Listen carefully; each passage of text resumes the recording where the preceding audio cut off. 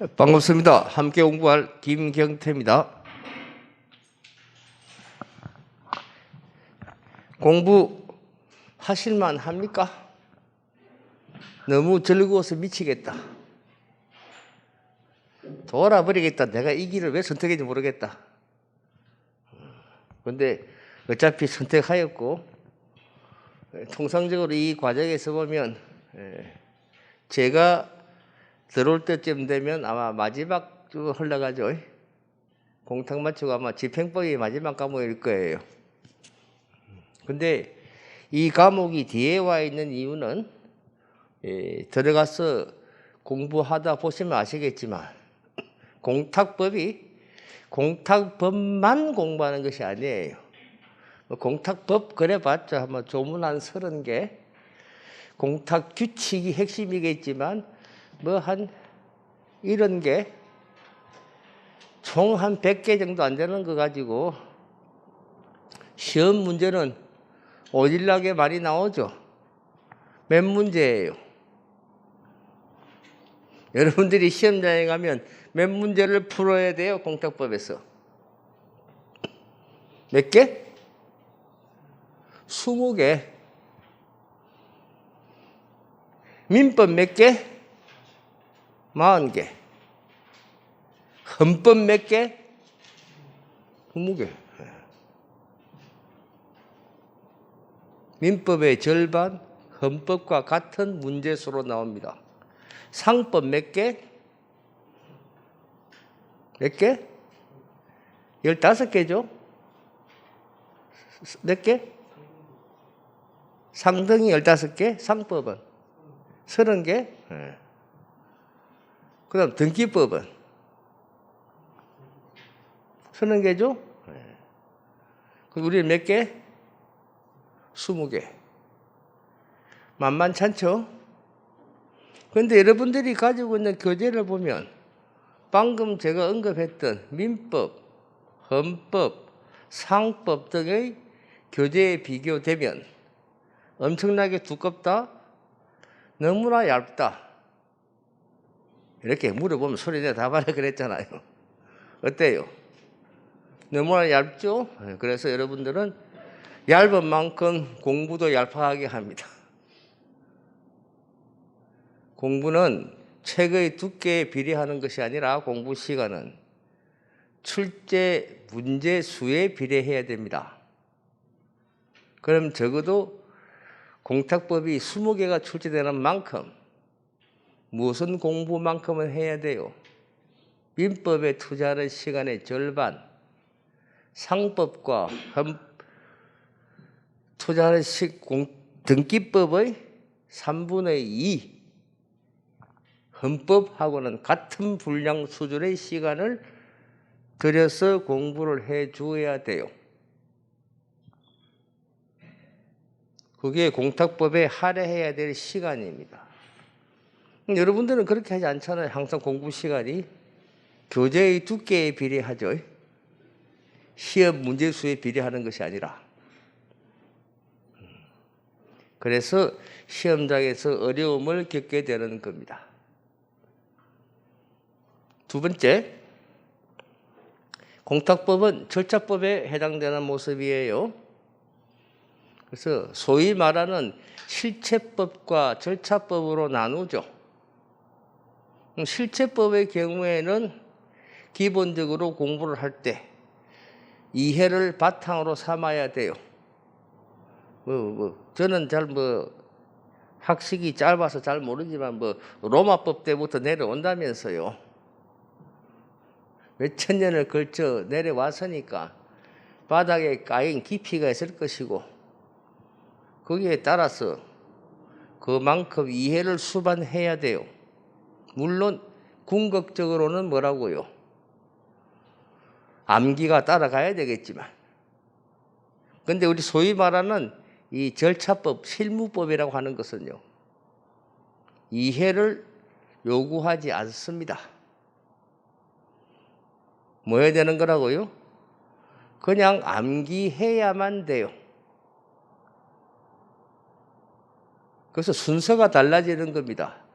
헌법, 민법, 상법 등의 이러한 실체법에 해당되는 것들은 이해를 하고 암기로 나아가는 겁니다. 어떻게든 암기는 해야 돼요. 근데 소위 말하는 실무법은 암기하고 암기하는 겁니다. 이해는요, 안 해도 돼요. 되면 더 좋고요. 그래서 이제 이 공탁법을 공부할 마음가짐, 우리끼리 한번 구호를 외치고 나아가는 거예요. 예. 뭐 전 근대적, 뭐 꼰대적 발상 그러지 말고, 그냥 이 자리에 오셨으니까 제가 하자는 대로 따라오셔야 돼요. 예. 크게 따라서 외칩니다. 선암기, 후이해. 이해 안 된 말고, 그래도 시험은 친다. 또 따라합니다. 선암기, 후이해. 이해 안 된 말고, 그래도 실무엔 쓴다. 정리됐나요? 공부 방법 중에 제일 나쁜 게, 특히 시험 공부에서 제일 나쁜 방법은 이해하고 암기 안 하는 거예요. 제일 나쁜 공부 방법이 뭐라고요? 시험을 준비하면서 이해하고 암기 안 하는 겁니다. 이해를 못 하더라도 암기만 해놓고 있으면 그래도 답은 맞춥니다. 이해는 언제 하면 된다고요? 합격하고 하세요. 실무하면서 책 다 끄집어내 놓고 공부들 하세요. 시험장에서는 책을 보고 할 수 없지만 합격한 다음에는 얼마든지 봐도 됩니다. 그러죠? 핵심이 뭐라고요? 암기라고 하는 거예요. 등기법 요즘 하고 있습니까? 끝났습니까? 시작합니까? 마찬가지죠? 일단 뭐 하는 거라고?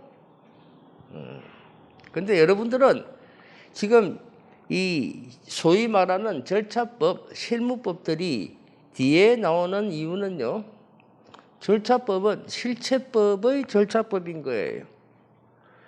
민법 끝났나요? 민법 끝났습니까? 그러면 민법이 끝났다면 민법에 가면 총칙,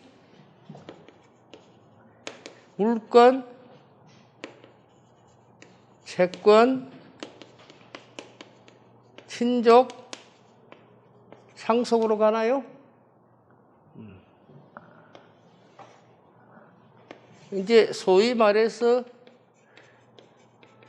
재산법, 가족법이라고 하죠. 따지는 이유는 요거는 여기에 쓰이는 거고 여기에는 선택적으로 쓰이는 거죠. 총칙의 기본 원칙은 가족법에 당연히 적용되는 거 아니잖아요. 선택적으로 쓰이는 건데 여기에 가면 물건에 가면 기본적으로 총칙에서 물건이라는 것이 나올 거고요. 물건 중에 또 부동산이라는 게 있나요? 이 부동산에 관한 경우에 권리의 덕실 변경이라고 하면서 법률의 규정, 법률 행위에 의한 것과 법률의 규정에 의한 것으로 나누면서 요거는 등기를 해야만 취득합니까? 맞나요? 처음 보는 거예요? 대답을 안 해. 처음 보는 거 아니죠? 민법 185조가 지금부터 물건이다. 186조가 법률 행위에 의한 물건의 취득, 187조가 법률 행위에 의한 물건 취득인가요? 우리 때는 그렇게 배웠는데 지금 어쩐지 모르겠다 잘. 그러면 뭐 해야 되는 거예요? 등기라는 제도가 있어야 물건을 가질 수 있겠죠. 그래서 부동산 등기법은 이러한 물건에서의 절차법이에요. 그래서 물건에서의 절차법으로 제일 먼저 등장하는 것이 뭐라고요? 그래, 등기법인 거예요. 부동산 등기법. 그 다음 채권 쪽으로 가면 채무불이행이라는 거 나오나요? 채무불이행이라는 표현이 나옵니까? 어떻게 나와요? 이행 불능도 있고 이행의 지체도 있죠? 근데 안 하면 어떻게 해야 돼요? 억지로라도 시켜야지. 그래서 나아가는 것이 이행강제예요. 이행이 지체되면 불능이야 강제할 수가 없죠. 손해배상을 가겠지만 지체는 강제해야 될 거 아니에요. 그럼 이행강제로 나아가는 이 부분에 관해서 이 절차가 뭐예요? 그것이 민사집행법이에요.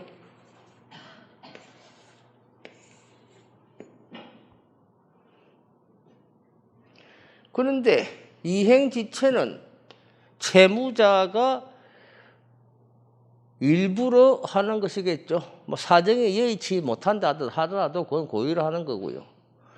이행지체를 하고 싶지 않은데 채권자 때문에 이행지체가 발생할 수밖에 없는 경우도 생깁니까?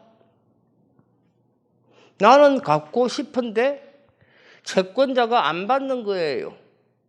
그래서 제 날짜에 갚지를 못했습니다. 그럼 괜찮나요? 불이행 지체 책임을 져야 됩니까? 져야 되나요? 나는 갚으려고 했는데 채권자 지가 안 받았는데 내가 지체의 책임을 져야 되나요? 안 진다고? 질 수도 있고 안 질 수도 있다고? 그렇게 하면 안 되고 시험 답은 하나예요. 지체는 책임져요. 지체는 지체야. 또 여러분들 머리에 강력히 박혀 있는 게 있나요? 채권자 지체면 책임 안 질 텐데. 그런데 이제 2차 과정에 가서 소송법에 들어가면 아시겠지만 채권자 지체는 채무자가 입증하기 힘들어요.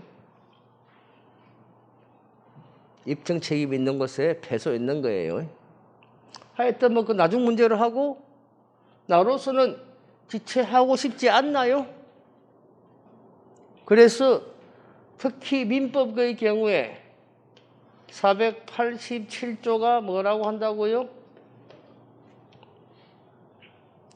487조가 뭐라고 그런다고? 채무자가 빚을 갚으려고 하는데 채권자가 안 받거나 못 받거나 또는 과실 없이 채권자를 알 수 없는 경우에는 땡땡을 할 수 있다 해서 이렇게 하대. 그 땡땡이 뭐예요? 공탁을 할 수 있다인가요? 그래서 여러분들은 벌써 민법을 하면서 공탁이라는 용어를 접한 거예요. 상법도 했었죠. 상법에 가면 상인이 물건을 돌려주려고 하는데 다른 쪽에서 안 받고 하면 뭐 하는 거예요? 매각해서 돈으로 주는 경우도 있습니까? 그다음 물건을 보관하고 있는데 상하고 할 부패나 변질될 염려가 있으면 일단 나중에 쓰레기 되기 전에 돈으로 만들어서 보관하는 경우도 있나요? 뭐라 그래요? 자조매각, 긴급매각 이런 거 있죠. 그 경우에 이행기까지 보관을 해야 되는 경우도 있겠지만 하자마자 바로 돈을 줘야 될 경우도 있겠네요. 그런데 상대방이 안 받는다면요? 마찬가지겠죠. 다 동시행등입니다. 그래서 채권법에서 다시 이러한 경우에 나타나는 것은 공탁법으로 연결되는 거예요. 그래서 공탁법은 다시 채권에서의 절차법이기도 해요. 친족 상속에서 나오는 게 가족관계 등록법이 이제 여기에서 나오는 절차법이고요. 물론 여기에서 다시 뭐 민사소송법, 가사소송법 등이 나오는 것은 나중에 논외로 하고, 당장 이제 여러분들의 눈에 보이는 것들이 있나요? 가족관계 등록에 관한 법률, 민사 집행법, 공탁법, 부동산 등기법, 그 다음에 이제 상법에서 나오는 것이 뭐예요? 회사편에서 당장 나오는 게 뭐라고요? 상업등기죠? 상업등기법.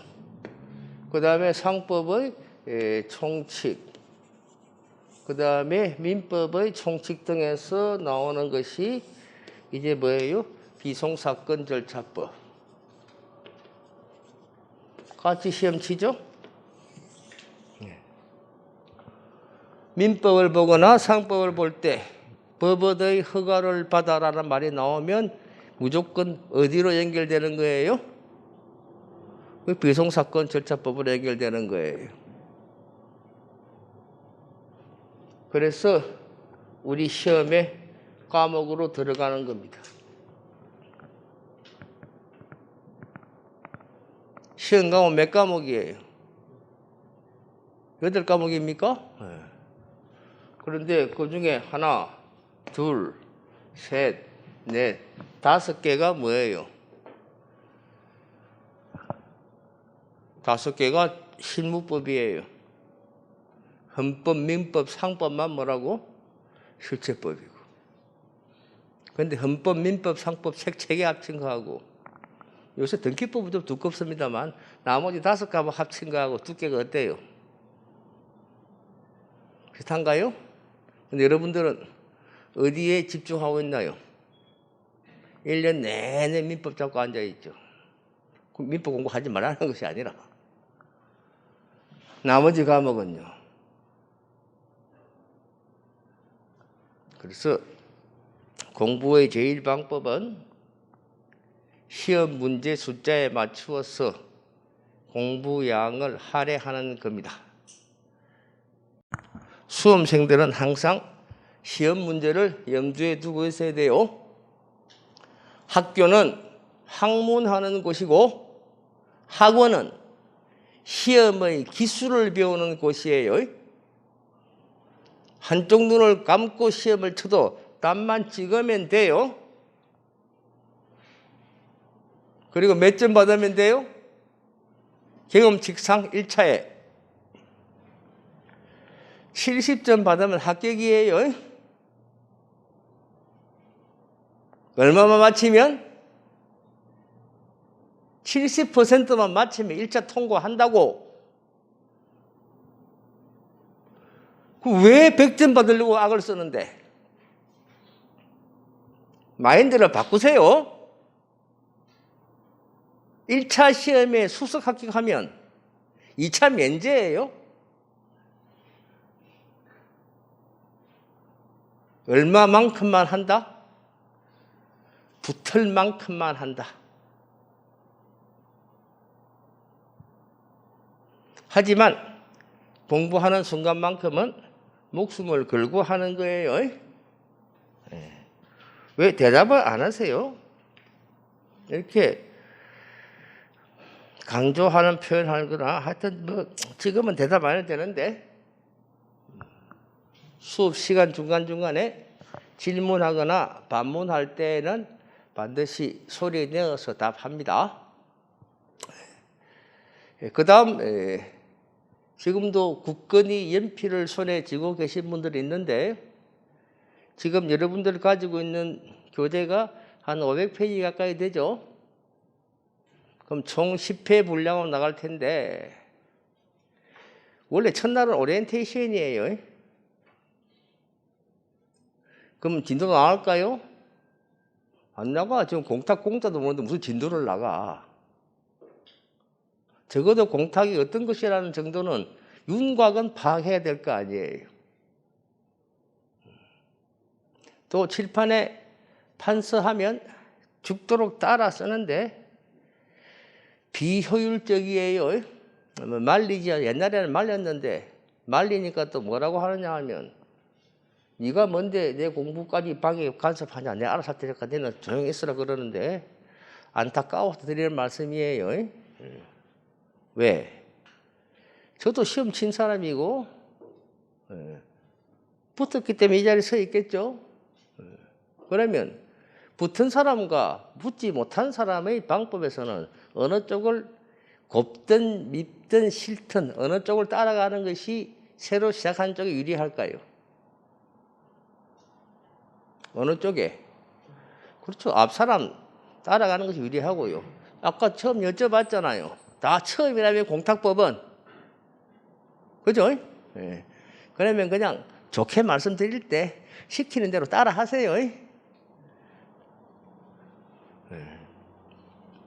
이 자리에 오신 분들은 제가 대충은 학교 다닐 때 공부 잘했다는 정도는 압니다. 왜? 학교 다닐 때부터 공부 별 관심이 없던 사람들은 여기 오려고 마음도 안 먹어요. 적어도 대학교 다닐 때는 장학금 받고 다녔고 고등학교, 중학교에서는 적어도 전교 1, 2등 다툰 사람들이고 초등학교 때 어릴 때부터는 다 동네 신동들이야. 논두렁 밭두렁 전기를 타고 난 그 정도 아니면 여기 앉으려고 생각도 안 해요. 다 나름대로 내가 뭐 조금만 하면 이 정도 통과 못할까 하는 사람들만 모여 있는 거예요. 이기는 방법은요. 근데 우리끼리는 안 이겨도 됩니다. 왜? 이 정도 인원은 다 붙어요.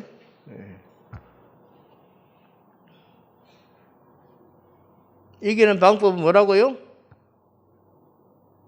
암기예요. 시험장에 갈 때까지 외워서 가는 거고요. 암기에서 가장 좋은 방법은요. 구경하는 겁니다. 뭐라고요? 수업을 구경하세요. 학교 다닐 때 공부 열심히 하신 건 알겠는데 공부가 너무너무 재밌었어요. 이러면서 밥 먹는 것보다 공부가 좋아서 한 사람 있나요 여기? 없죠. 그럼 나에서 얘기하는데 이러죠. 그렇게 얘기하는 사람들. 안 할 수 없어서 마지못해 한 거죠. 그리고 해보셔서 아시겠지만 한 만큼 효과가 나타나죠. 지금 여러분들은 법무사 시험이라는 것을 1년짜리 벼락치기 하러 온 사람들이에요. 맞죠? 8과목을 1년 만에 끝내 시험치에 붙겠다는 사람들이잖아요, 지금. 벼락치기 하는 거지, 지금. 꼴에 비싼 돈 들여서 학원 온 거라고, 지금. 벼락치기의 가장 큰 효과는 뭐예요? 이해예요, 암기예요? 그 자꾸 암기를 강조하는 겁니다. 우리가 뭐 초딩이냐? 연령별로는 아니겠지만 과목의 특성상 초딩이죠. 뭐 처음 보는데. 그렇잖아요. 그래서 이제 마지막으로 한 번 더 구호를 외칩니다. 마음을 다 잡아야 돼요. 우리의 소원은 암기. 하라고 빨리. 우리의 소원은 암기. 꿈에도 소원은 암기. 이 목숨 다 바쳐 암기. 합격이여 오라. 이렇게 하는 거예요. 뭐보다 앞서야 한다? 이해는 나중 문제라 그랬습니다. 그리고 절차법은 이해라는 것이 따라올 수가 없습니다. 나중에 여러분들 등기법 들어가서 공부하시겠지만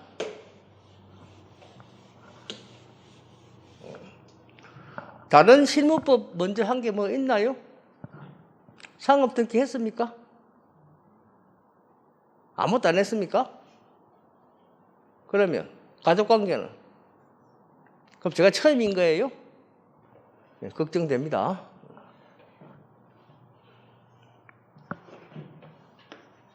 등기 신청서를 작성할 때 여기에 인감증명서를 첨부하는 것과 첨부하지 않아도 되는 것으로 나누어져 있어요. 그러면 시험장에 가면 당연히 물어보겠죠. 인감을 첨부한다, 안 한다. 이때 우리가 일반적으로 인감증명서를 첨부하는 것은 가장 큰 목적이 뭐예요?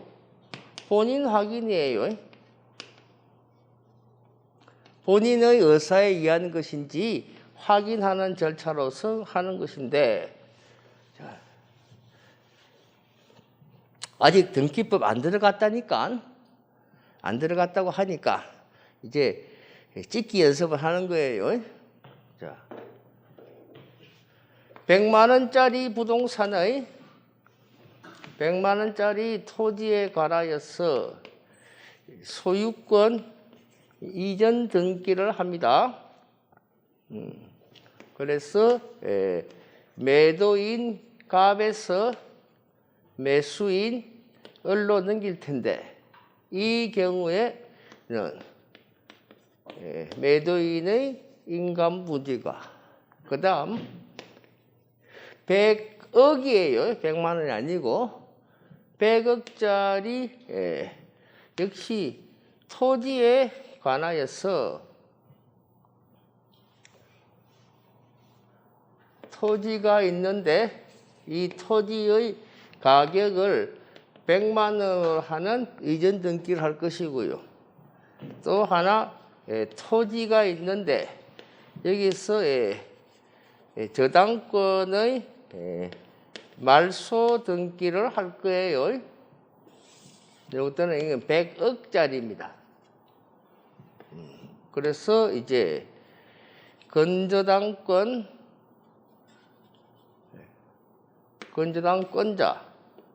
건저당권 설정자가 있을 때 저당권자, 가장 대표 여러분들 이야기하신 게 은행이 100억짜리 저당권을 잡았다가 풀어줄 거예요. 이 경우에 인감의 경우 하나는 인감을 붙이고 하나는 인감을 안 붙입니다. 100만 원짜리 토지를 100만 원짜리 부동산을 넘길 때 인감을 붙일까요? 100억짜리 저당권을 풀어줄 때 인감을 붙일까요?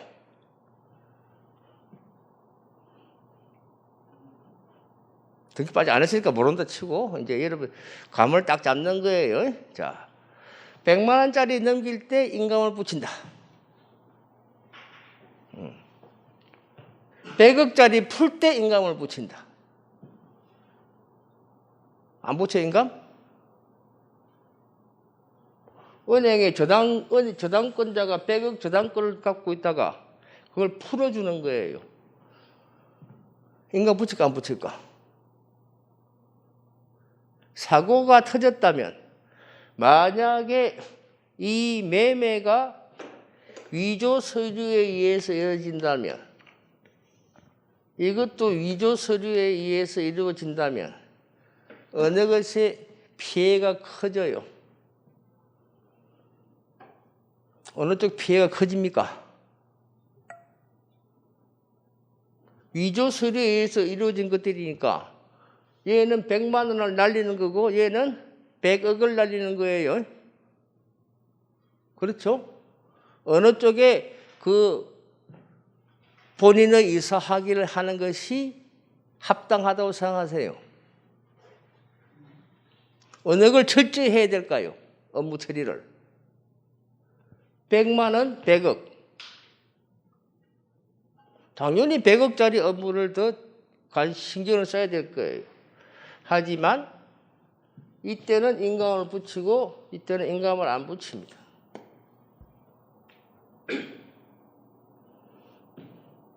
그래서 맨날 시험에 나오는 거예요.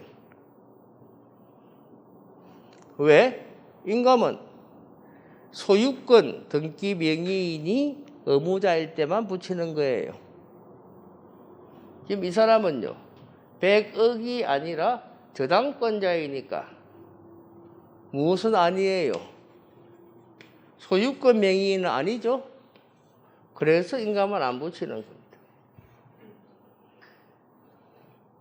여기에 무슨 이해가 필요해요? 이해돼요? 만약에 합리적인 추론 이런 거 가면 100만 원짜리 거래를 중시해야 돼요? 100억짜리 거래를 중시해야 돼요?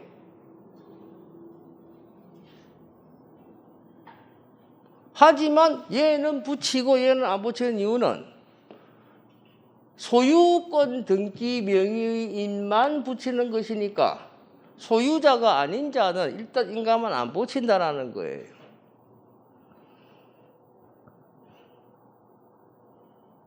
이게 왜 그러냐고? 나도 몰라요. 그냥 부동산 등기법에서 규정해 놓은 거예요. 법에서 정해 놓았다예요. 그렇죠? 이게 제가 여러분들에게 드리는 말씀이에요. 왜 그러냐고? 법에서 정해 놓았다고. 그 다음에 뭘 따지지 말라고? 왜를 하지 말라는 얘기예요. 왜 100억짜리를 안 붙이고 100만짜리 붙이라는 얘기를 하지 말라고. 시험장에는 왜가 안 나와. 몇가지만 나오는 거라고. 붙이느냐 안 붙이느냐만 물어보는 것이지. 왜 안 붙일까요? 이런 말 안 나온다고. 여러분들은 와닿지만 않으면 뭐라 그런다고 이제? 시중에 나와 있는 모든 책을 뒤져요. 왜 안 붙일까 이러면서.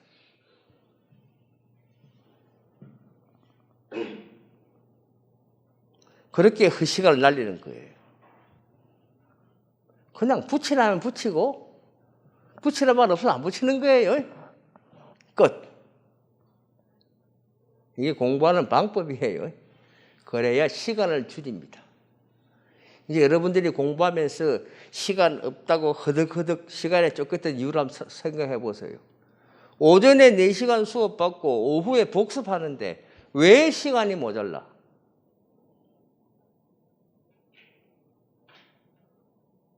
오전에 수업 받고 1시에 끝난 다음에 2시까지 밥 먹고 난 다음에 2시부터 밤 12시까지 10시간이 있는데 왜 복습이 안 돼?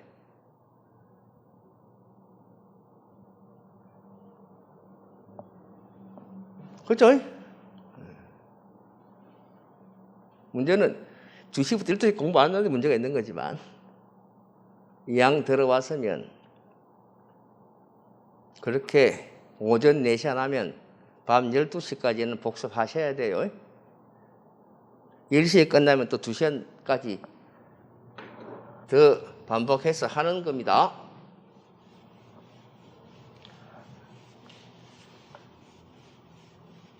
갈 길이 구만리인데 아직도 공탁에 기억자도 안 들어가고 잔소리하고 있느냐고요? 네. 이것이 안 돼 있으면 지금 하루에 50페이지 나가야 되는데 읽어만 가도 50페이지 못 읽어갑니다. 뭔 얘기인지 아시겠어요? 하루에 50페이지씩 달리면 그냥 쭉쭉 읽어가면서 밑줄만 쳐 따라가도 50페이지로 끝난다고요. 이해할 시간 있어요? 없죠? 그래서 여러분들의 욕심을 버리셔야 돼요. 뭐 하겠다는 욕심? 100% 완벽하겠다는 욕심. 그 다음 일단 뭐부터 한다고? 이해는 꿈도 꾸지 말고 무조건 외운다라는 것을. 그것만 실천하는 거예요. 일단 외워요. 안 외우죠. 왜? 여러분들이 제일 싫어하는 게 뭐라고요? 외우는 걸 제일 싫어해. 그러면 시험 포기해야 돼요.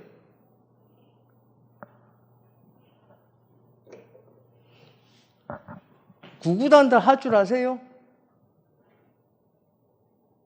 그거 째려보. 구구단 할 줄 아세요? 네.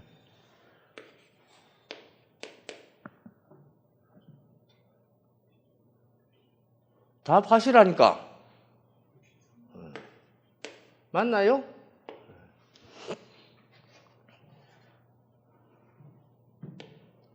자꾸 소리 내어 답하라고 여러분들 한 얘기는 자꾸 뭐 속으로 지금 내 나이가 몇 개인데 지금 네가 뭐 물어본다고 내가 뭐 참새 짹짹 뭐 어리 깨끗하리 뭐 이렇게 하는데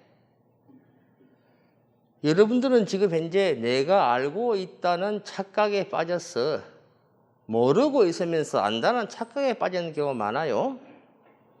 내가 아는지 모르는지는 소리 내어 답할 수 있느냐 없느냐에 달려있는 거예요. 하나 물어볼까요?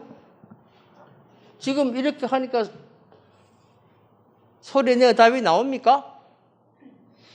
자, 그럼 이거는요. 이제 소리 내어 답하는 사람과 못하는 사람이 나와요. 물론 이것도 풀면 되지. 이 못할 거 뭐 있어.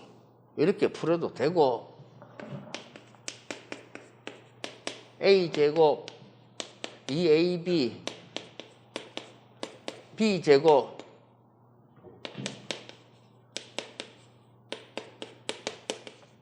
이렇게 하기도 하지.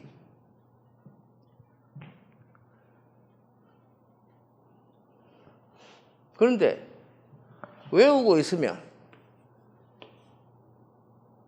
답을 쓰는 속도는 달라지나요? 달라집니까? 당연히 달라지죠. 이거 옛날에 다 했었잖아요.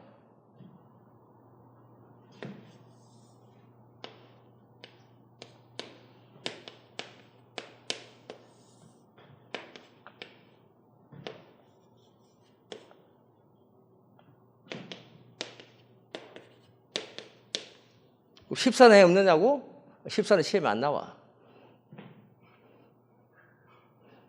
그래 외울 이유가 없지. 외워놓고 있으면 나오는 거라고. 또 하나 물어볼까요?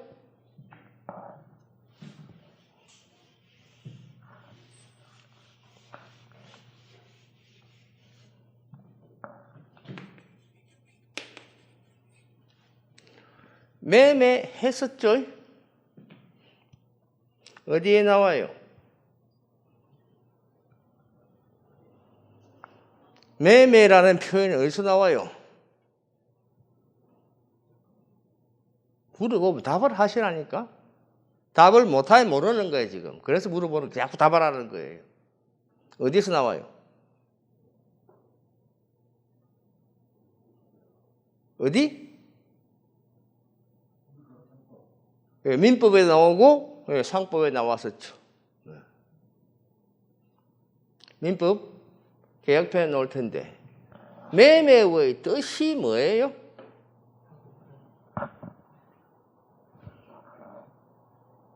또 뭐 매도인과 매수인 사이에 이루어지는 뭐 낙성 불효식계 그렇게 하지 말고 그냥 우리가 일상적으로 쓰는 말 써요. 교환과 구별. 물건이 왔다 갔다 하느냐, 뭐, 급부로서 뭐 돈이 왔다 갔다 하는 차에서 뭐 구별하고 그런 거 하지 말고, 그냥 평소에 쓰던 말 쓰세요. 매매가 무슨 말이에요? 사고 파는 겁니까? 팔고 사는 겁니까?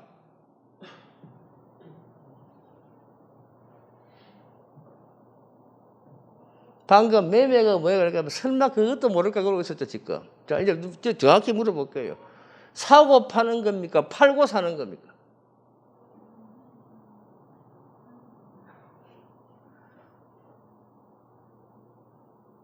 자신 대답이 안 나오죠? 팔고 사는 거예요. 쉬는 시간에 확인하세요. 또 지금 바로 찾지 말고.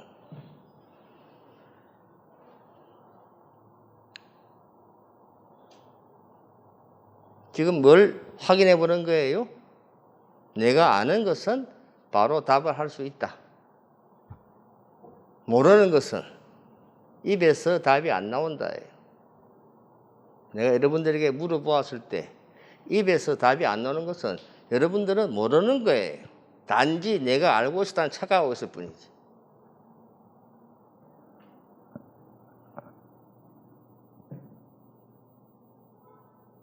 그럼에도 답이 튀어나오는 것은 알면 튀어나와요.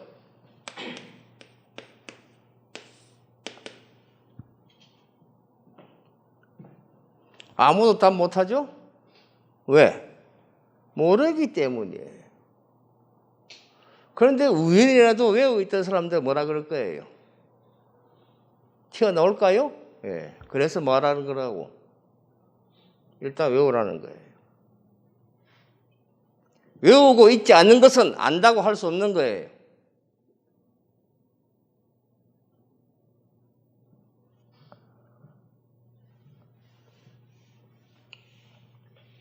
그래도 공탁법 시간에 왔으니까 공탁에 관련된 거 한마디는 해야 될 거 아니에요. 그래서 우리가 흔히 말하는 공탁 절차라고 하는 것은 크게 공탁 신청 절차와 공탁물 지급 절차로 나눕니다. 크게 무엇과 무엇을 나눈다고요? 크게 신청 절차와 지급 절차로 나누어요. 글자가 길고 복잡하니까 이제 줄였어. 어차피 우리는 공탁법 시간이니까 줄여서 이제 뭐라 그런다고? 크게 무슨 절차와 무슨 절차로 나눈다고? 신청 절차와 지급 절차 두 개의 절차로 나누는 거예요. 그럼 이제 우리가 이 공탁법 과정에서 공부해야 될 것은 몇 개의 절차를 공부할 거라고요? 크게 소리 내요. 답하라시라니까요. 무슨 절차, 무슨 절차? 그래, 신청 절차와 지급 절차, 공탁에 관련된 신청 절차와 지급 절차 두 개를 살펴볼 거예요. 다 무슨 말이 들어가요?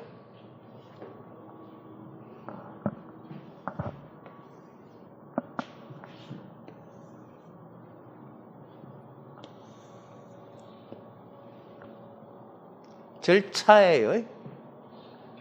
관련된 절차를 중요시하는 거예요. 그러면 공탁을 하는데 공탁 신청을 왜 할까요? 공탁 신청을 왜 할까요?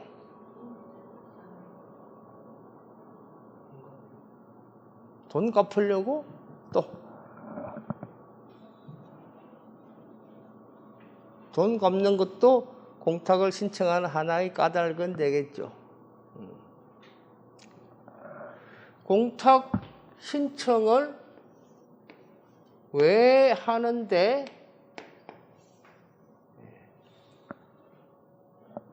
왜 할까요? 법에서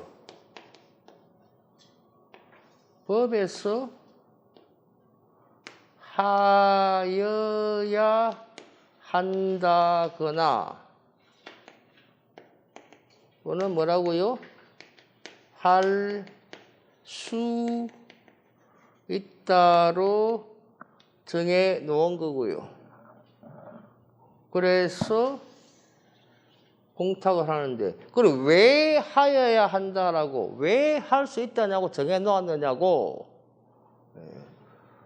법률상 일정한 어떠한 목적을 달성하는 거예요.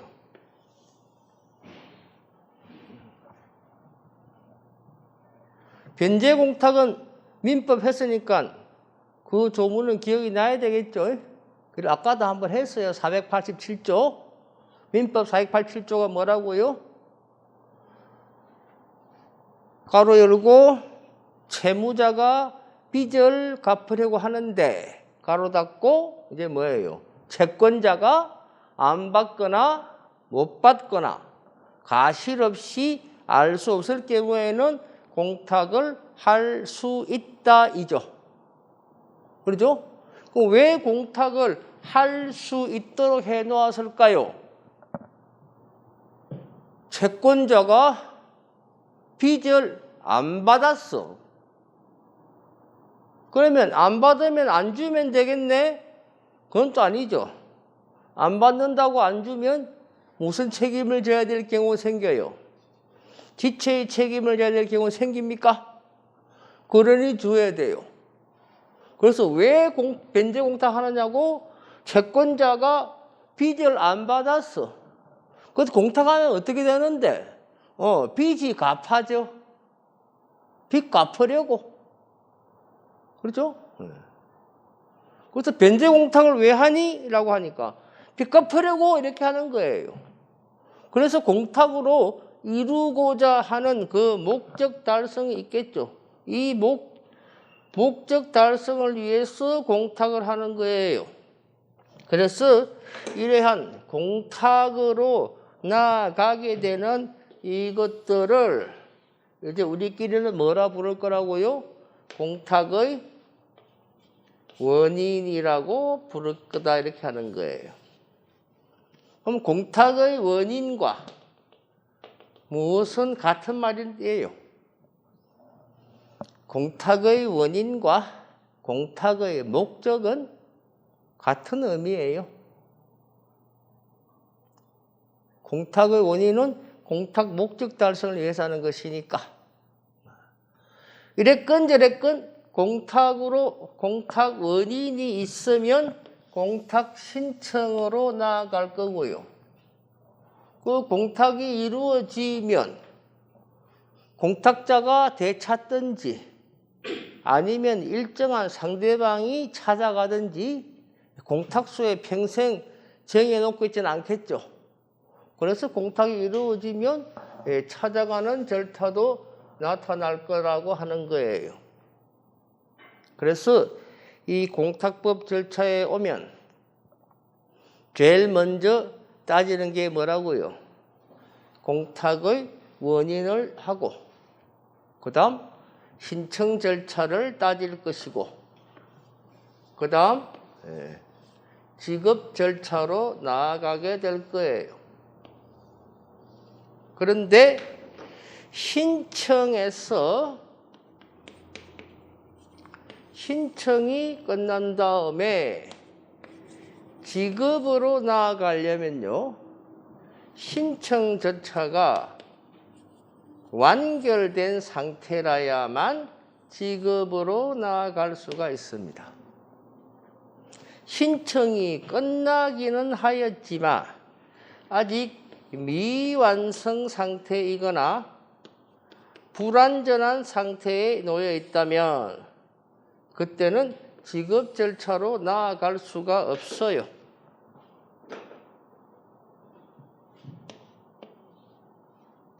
그럼 어떻게 해야 되는 건데? 그때는 반드시 완전한 절차로 만들어야만 지급으로 나아갈 수가 있어요. 그래서 미완성된 것, 불완전한 상태를 완전한 상태로 만들어주는 것을 우리는 공탁사항의 변경 절차라고 불러요. 그래서 적어도 지급으로 나아가려면 경우에 따라서는 무엇이 존재할 수도 있다고?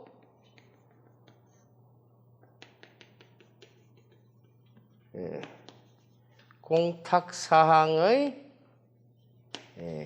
변경 절차가 존재하기도 해요. 근데 방금 점순으로 해놓았죠. 점수로 한 이유는 뭐예요? 처음부터 완전했다면 이루어질 이유가 없죠. 그렇죠? 끝났지만 미완성 불완전 상태이면 그때 나타나는 것이니까 변경 절차는 모든 절차에 존재하는 것은 아니에요.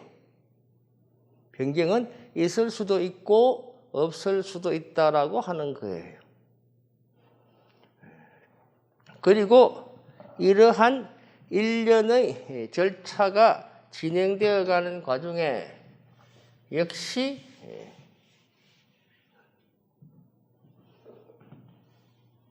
이제 열람 그리고 정명 그리고 이제 불복의 절차가 또다시 뭐 할 수도 있다고? 존재할 수도 있다 이렇게 하는 거예요. 아버지가 돌아가셨는데 유품에서 공탁서가 나올 수도 있죠. 그러잖아요. 또는 공탁통지서가 나올 수도 있을 거예요. 그런데 금액이 100만 원이 아니라 100억 돼 있으면 눈빛이 좀 달라지나요? 그냥 유품이니까 불사르고 만다. 한번 알아보고 불사른다. 그 액면 단위가 100억이라면 어느 쪽일까요? 그냥 유품이니까 불사른다. 한번 알아보고 불사른다.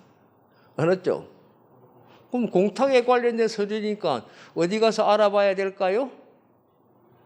왜 공탁소 가서 한번 알아봐야 될까요? 이게 뭐예요? 이러면서. 그러한 절차는 있어야 될 것이고 공탁을 신청하러 갔는데 공탁해 주세요. 그러니까 공탁관이 서류를 훑어보더니만 이건 안 돼요. 할 수 있을까요? 왜요? 그러니까 넌 몰라도 돼. 이래버리면 우리는 그냥 눈물을 감추고 돌아선다예요. 맞짱하면 떤다예요. 적어도 왜 안 되는지 알려줘야 될 거 아니냐 이러면서 맞짱 떠는 절차 있어야 될까요? 그게 불복 절차인 거예요. 그래서 이제 이 공탁에 관련된 절차를 조금 더 이제 세분해서 본다면 크게 몇 개를 살펴봐야 된다고요. 공탁 원인, 신청 절차, 변경 절차, 지급 절차, 열람, 정명, 불복 절차 이렇게 크게 5개의 파트로 나누어서 살펴보는 겁니다. 이것들을 또 세분하면 몇 개까지 쪼개질까요? 20개까지 쪼개지겠죠. 우리 시험 문제 몇 개? 거의 아기가 맞아 떨어지나요? 이제 여러분들은 공탁은 크게 몇 개의 절차로 나눠 볼 수 있다고요?